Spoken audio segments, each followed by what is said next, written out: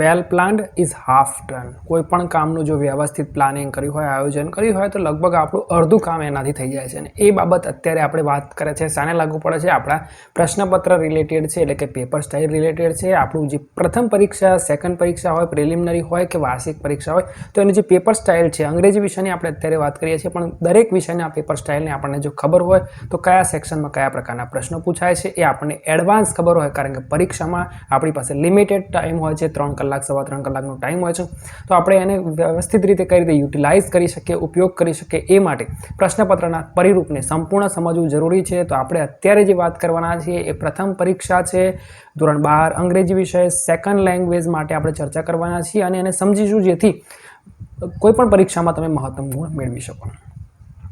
શાળા કક્ષાએ માધ્યમિક શાળા નંબર 1 આ મારી શાળાનું છે. ક્વેશ્ચન પેપર સોલ્યુશન આપણે જોવાના છે ફર્સ્ટ એક્ઝામ. એટલે અહીંયા તો આપણે ખાલી પ્રશ્નપત્રના પરિરૂપને સમજવાનો છે. આ પીડીએફ ચોક્કસ તમને ડિસ્ક્રિપ્શનમાં મળી રહેશે લિંક દ્વારા, અને ટેલિગ્રામ ચેનલ પર પણ હશે, તો ત્યાંથી પણ તમે ડાઉનલોડ કરી શકો છો. હાલ આપણે ફક્ત પ્રશ્નોની સમજૂતી મેળવવાના છીએ.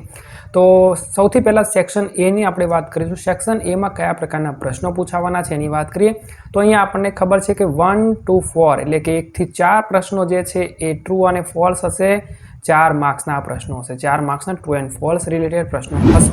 એટલે આપણે એ રીતે થોડુંક તૈયારી કરીશું જેથી ભવિષ્યમાં જ્યારે આપણે એક્ઝામમાં અપિયર થઈએ ત્યારે આપણને આઈડિયા હોવો જોઈએ કે મારે આમાં શું કરવાનું છે. ખાસ એ પણ વિદ્યાર્થી મિત્રો ધ્યાન રાખવાનું છે કે મોટા ભાગે આમાં વાક્ય લખીને જવાબ લખવો એવી અપેક્ષાઓ રાખવામાં આવે છે. તો આપણે વાક્ય લખીને જવાબ લખવાનો રહેશે. ત્યારબાદ આગળ વધતા આપણે જોઈશું ક્વેશ્ચન નંબર 5, 6 અને 7ની જો આપણે વાત કરીશું તો એ નિયરેસ્ટ મિનિંગ છે, એટલે કે તમારે સમાનાર્થી શબ્દો લખવાના છે. સમાનાર્થી શબ્દો ફોર એક્ઝામ્પલ અહીંયા વર્ચુસો છે, તો એનું જે સમાનાર્થી શબ્દ છે તમારે લખવાનો છે, એટલે કે વર્ચુસો છે અથવા જે પણ શબ્દ છે એ લખવાનો, અને એનો જે પણ સમાનાર્થી વર્ડ આપેલો હશે 4માંથી એ આપણે લખવાનો છે. અને એના ટોટલ 3 માર્ક્સ છે વિદ્યાર્થી મિત્રો, યાદ રાખીશું. એટલે બંને લખવાના છે, ફક્ત જવાબ નથી લખવાના. આ બાજુ તમે એનો જે પણ વર્ડ આપ્યો છે એ અને એનો નિયરેસ્ટ મિનિંગ લખશો, અને ઉતાવળ ન કરીને શાંતિથી લખવાના છે, બરાબર છે? એટલે તમારા પૂરા માર્ક્સ મળે. ત્યારબાદ આપણે વાત કરીશું ક્વેશ્ચન નંબર 8, 9 અને 10માં. તો શું છે આ? આઈડેન્ટિફિકેશન ઓફ લેંગ્વેજ ફંક્શન છે. અહીંયા તમને લેંગ્વેજ ફંક્શનના જે એલિમેન્ટ્સ પણ જો આવડતા હોય, એટલે કે એમાં કયા કયા શબ્દો આવે છે એ પણ આવડતા હોય, તો ઇઝીલી તમે આ કામ સરળતાથી કરી શકશો.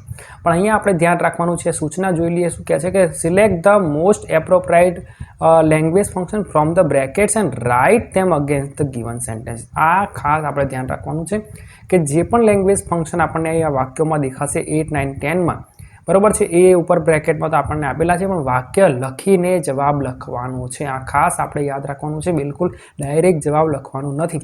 3 માર્ક્સના આ પ્રશ્નો છે લેંગ્વેજ ફંક્શનના. આઈડેન્ટિફિકેશન ઓફ લેંગ્વેજ ફંક્શનના 3 માર્ક્સના પ્રશ્નો છે. એટલે ચોક્કસ આપણે 3માંથી 3 માર્ક્સ મળે, 3 આઉટ ઓફ 3 મળે એવો પ્રયત્ન, પણ ખાસ એ ધ્યાન રાખવાનું કે વાક્ય લખીને જવાબ લખવાનો છે. ત્યારબાદ આગળ વધીએ, આપણે રિસ્પોન્સ જોવાનો છે. તો શું કહે છે? Select and write the most એપ્રોપ્રાઇટ responses. અહીંયા 4 માર્ક્સ છે.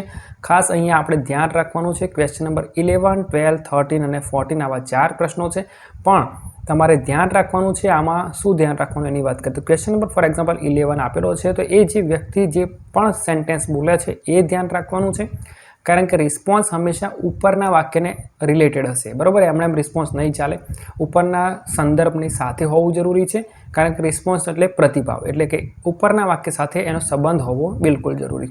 સાથે સાથે આપણે ધ્યાન રાખવાનું છે કે એક્સપ્રેસિંગ કન્ડિશન ઇન પાસ્ટ અથવા જે પણ લેંગ્વેજ ફંક્શન ઇન બ્રેકેટમાં આપ્યું છે એ પણ એની સાથે રિલેશનમાં હોવું જોઈએ, એટલે કે એના રિલેટેડ જે એલિમેન્ટ્સ હોવા જોઈએ એ વાક્યમાં હોવા જોઈએ. અને ત્રીજું કામ આપણે એ પણ ધ્યાન રાખવાનું છે કે એની વાક્ય રચના જે છે એ પણ થોડીક આપણને ખબર હોય સાચી હોવી જોઈએ.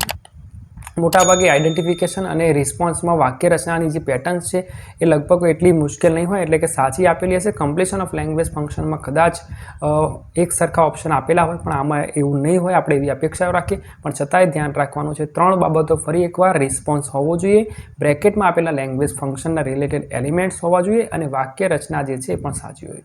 વિદ્યાર્થી મિત્રો સાથે સાથે એ પણ ધ્યાન રાખવાનું છે કે આપણો જે જવાબ છે, ફોર એક્ઝામ્પલ એ આપણો જવાબ છે, તો આપણે એ લખીને આખું વાક્ય લખવાનું રહેશે.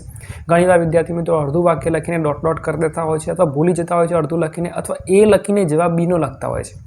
એ બ્રેકેટ કર્યો હોય અને જવાબ બીનો લખી નાખે, વાક્ય બીનું હોય, તો આ રીતે કોઈ માર્ક્સ મળશે નહીં. એટલે કે 4માંથી 4 માર્ક્સ આપણે જો જોઈતા હોય તો આપણે વ્યવસ્થિત આ કામ કરવાનું રહેશે. ત્યારબાદ આગળ વધીએ ક્વેશ્ચન નંબર 15, 16, 17 અને 18. શું કરવાનું છે સૂચના એકવાર જોઈ લઈએ.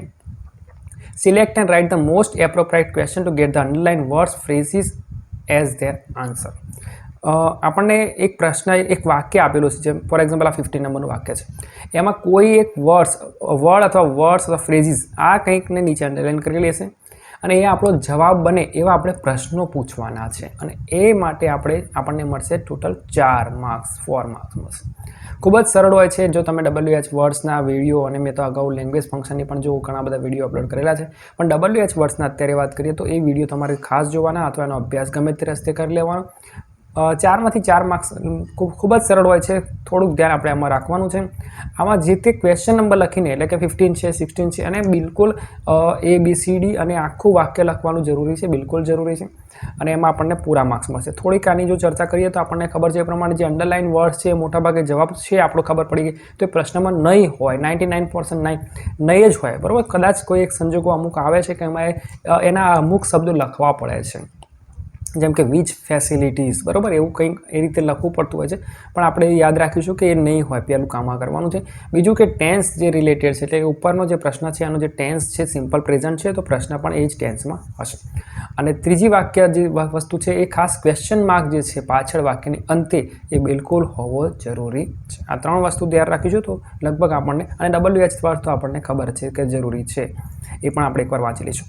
સેક્શન A આ રીતે પૂરો થાય છે. અને સેક્શન B ની જો આપણે વાત કરીએ તો 18 માર્ક્સનું સેક્શન છે. અને B અને C ની જો હું વાત કરું તો એવરેજ સ્ટુડન્ટ જે હોય, એટલે કે જેને કદાચ તૈયારી પણ ઓછી હોય અથવા કોઈ કારણસર ન કરી શક્યા હોય તો પણ પરીક્ષામાં આ આપણા માટે રામબાણ ઇલાજ છે.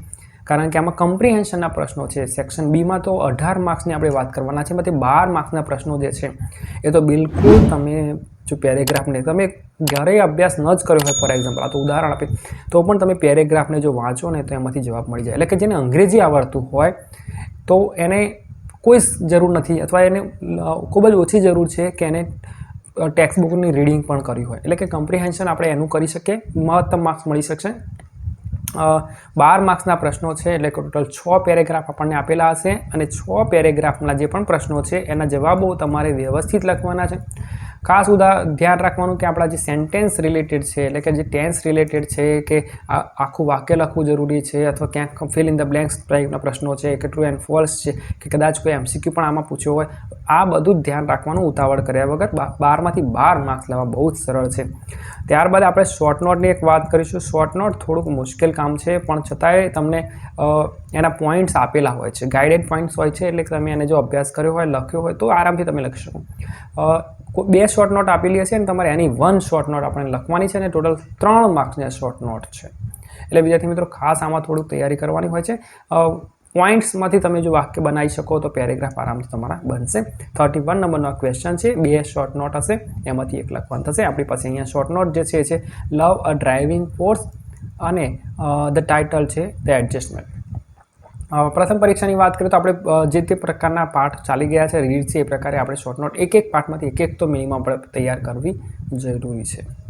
ત્યારબાદ અહીંયા આ પ્રશ્ન થોડું સરળ છે. ક્વેશ્ચન નંબર 32 ટુ 34 છે. અને શું કરવાનું છે? Fill in the blanks with the appropriate words given in the bracket. અહીંયા આપણને બ્રેકેટમાં થોડાક શબ્દો આપેલા છે, જેમ કે રેન અવે છે, ફ્યુઝિટિવ છે, મિનિયલ છે, ને વાઉન્ડ અપ છે. તો આ જે શબ્દો છે એ તમારી ખાલી જગ્યામાં તમારે એને સેટ કરવાના છે. 2-3 વાંચો. ખાસ કરીને તમે જો જનરલ એક્ટિવિટી કરતા હોય, સ્પોકન કરતા હોય, વાંચતા હોય, અથવા તો ટેક્સ્ટ બુકના છે, એટલે કે પાઠ રીડ્સ બધા વાંચે હોય તો લગભગ ઘણું સારું સરળતાથી આ કામ થઈ જશે. પણ ખાસ ધ્યાન રાખવાનું છે કે ફિલ ઇન ધ બ્લેન્ક્સમાં આપણે પેરેગ્રાફ લખીને જવાબ લખવાનો પ્રયત્ન કરવાનો છે, લખવાનો જ છે.